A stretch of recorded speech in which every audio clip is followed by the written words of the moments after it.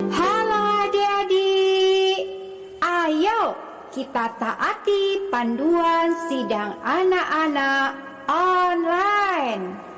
Berpakaian rapi dan sopan.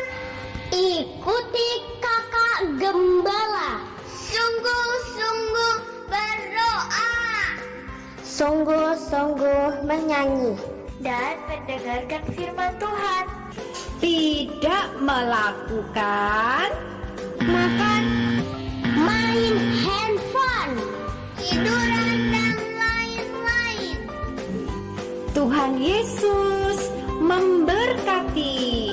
Amin. Hai adik-adik pelopor, puji Tuhan bisa bertemu kembali dengan kalian hari ini. Apakah kalian sudah siap untuk mendengarkan firman Tuhan? Sebelum kita mulai, kita berdoa dulu ya. Lipat tangannya, tutup matanya, ikuti kakak berdoa.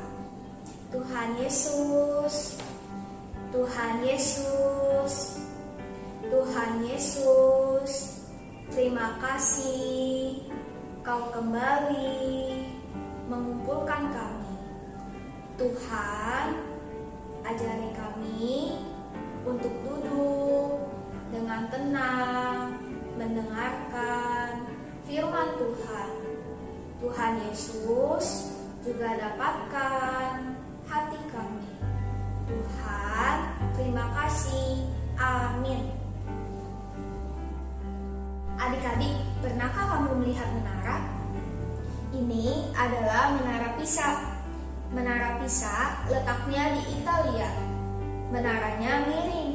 Miringnya menara bukan disengaja, tapi karena permukaan tanahnya turun, sehingga menara itu miring. Ini adalah menara angin, letaknya di Athena. Menara angin digunakan untuk mengukur waktu. Di dalam menara angin ada sebuah jam air dan di luarnya ada sebuah jam matahari. Di dalam Alkitab ada orang-orang yang ingin membangun menara yang sangat tinggi. Bahkan tingginya bisa mencapai surga. Mungkin gak ya adik-adik? Gak mungkin adik-adik. Lihatlah gambar ini. Semua orang mirip dan semua orang berbeda. Kita semua punya mata, tetapi mata kita berbeda warna. Ada yang coklat, ada yang biru, ada yang hitam, dan ada yang hijau. Kita semua memiliki wajah, tetapi wajah-wajah kita berlainan.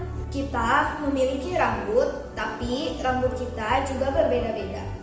Ada yang lurus, ada yang keriting, ada yang merah, ada juga yang coklat. Ada yang hitam, ada juga yang sudah ubahan. Tangan dan jari-jari kita juga berbeda. Suara kita beda-beda. Tuhan menciptakan begitu banyak orang yang semuanya mirip, tetapi berbeda-beda. Dulu semua orang berbicara dengan bahasa yang sama. Tidak ada bahasa Indonesia, tidak ada bahasa Inggris, tidak ada bahasa Jepang, hanya ada satu bahasa. Tetapi sayangnya mereka menjadi sombong. Mereka membuat rencana. Mereka membuat batu bata, lalu batu bata itu digunakan untuk membuat kota yang sangat besar agar melindungi mereka tetap aman. Lalu mereka juga akan membuat menara yang sangat tinggi sampai mencapai surga, sehingga mereka menjadi sangat terkenal dan hebat. Mereka sombong sekali adik-adik. Mereka pikir mereka tidak perlu bantuan Tuhan lagi, karena mereka sudah bisa membangun kota yang besar dan kuat. Mereka juga berpikir mereka bisa ke surga lewat menara buatan mereka. Maka Tuhan melakukan hal yang mengejutkan. Tuhan mengacau balaukan bahasa mereka. Tiba-tiba ada yang berbahasa Inggris, berbahasa Spanyol, Mandarin, Indonesia, India, dan masih banyak lagi. Mereka jadi bingung dan mereka berhenti untuk membuat menara. Karena sewaktu mereka berbicara, orang yang diajak berbicara tidak mengerti bahasanya. Semua kacau balau. Akhirnya mereka berpencar menurut bahasanya masing-masing. Tuhan menghukum kesombongan mereka. Tuhan tidak suka orang-orang yang sombong, karena Tuhan rendah hati. Tuhan adalah Raja. Tuhan adalah yang terhebat dan terpenting. Dia yang paling berkuasa. Tetapi Tuhan tidak sombong. Adik-adik, apakah kita boleh sombong? Anak ini sangat cantik. Menurutmu, bolehkah ia merasa sombong karena di kelasnya ia paling cantik? Anak ini selalu menjadi juara kelas. Menurutmu, bolehkah ia merasa sombong karena ialah yang paling pintar? Papa mama anak ini sangat kaya. Menurutmu, bolehkah ia merasa sombong karena ia punya banyak sekali mainan dan baju bagus? Anak ini suaranya bagus sekali. Semua orang sangat senang mendengarnya. Menurutmu, bolehkah ia merasa sombong? Adik-adik, biarpun anak ini cantik, kalau ia sombong, tidak akan ada yang suka kepadanya.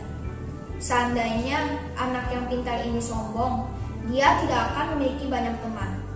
Seandainya anak kaya ini sombong, pasti tidak ada yang suka sama anak kaya tapi sombong.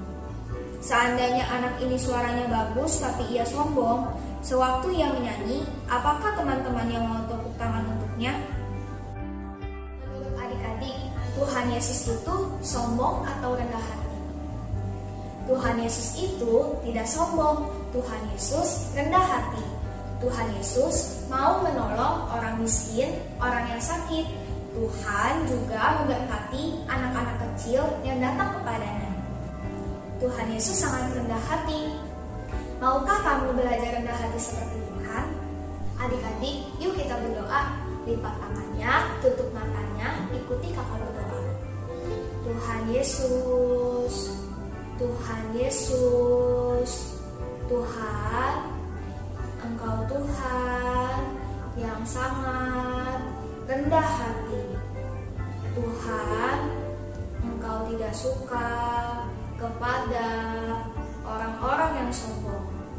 Karena itu, ajarilah kami dan pimpinlah kami menjadi rendah hati seperti Engkau.